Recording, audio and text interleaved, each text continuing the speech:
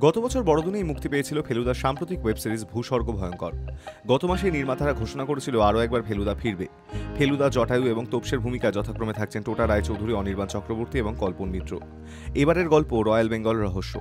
টলিপাড়া সূত্রে খবর, চলতি মাসেই শুরু হবে সিরিজের শুটিং। সৃজিত মুখোপাধ্যায় আগেই জানিয়েছিলেন তিনি আর ফেলুদা পরিচালনা করবেন না। নতুন সিরিজের পরিচালনার দায়িত্বে থাকছেন কমলেশ্বর মুখোপাধ্যায়। তবে এখনও চিত্রনাট্য নিয়ে ঘষামাজা চলছে।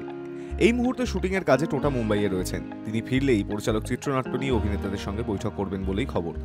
মুখ্য চরিত্রাভিনেতাদের সঙ্গে এক প্রস্থ মহড়াও দেবেন নতুন পরিচালক।